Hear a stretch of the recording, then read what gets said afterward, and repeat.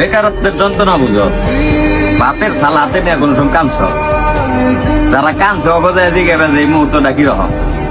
একটা ছেলের কাছে তার দুনিয়া হইলাম তার বাপ মা, সেই বাপ মা যখন তার সাথে খারাপ ব্যবহার করে যে সারাদিন কি করলি, একটা টাকা আনস না, আর কতদিন এমনি পয়সা পয়সা খাবি, এই কথাটি শুই না যে ছেলে ভাতের থালা হাতে দিয়ে কান্না করছে, ওরে যায় দিকে যে এই মুহূর্তটা কিরকম বা কষ্টটা কিরকম। এই প্রেম ভালোবাসার কষ্ট সবকিছু ফেল এই কষ্টের কাছে।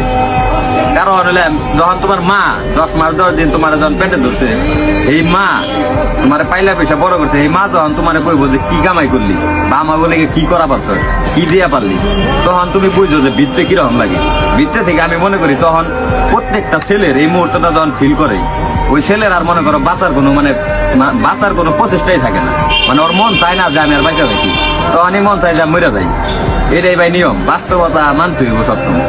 এই কষ্টটা মানে আমি মনে করি দুনিয়ার সব কষ্টের কাছে আর মনে হইব এই কষ্টটা। বাপ মা মনে করো এমন একটা জিনিস, না কিছু কম যায় না শোন যায়। মায়ের পায়ের নিচে সন্তানের বেশ, তো মায়ের কি কম। আর বাপ তো মনে করো পৃথিবী, এত কষ্ট করে বড় করছে, এই বাপরে বা কি কম। দোষটা মনে করো নিজের দোষ দিন না বাইকের দোষ দিন, ওইটাই করে বোঝাতে পারবো না। মানে আমি চাই যত বেকার মানুষ আছে, যত বেকার ছেলে পেলে আছে, আল্লাহ সবাই রে ভালো একটা অবস্থানে নিয়ে দিক, এই তৌফিক দান করুক। এটা কর্মের ক্ষেত্রে যে কোনো ক্ষেত্রে আল্লাহ সবাই ভালো একটা অবস্থান দান করুক।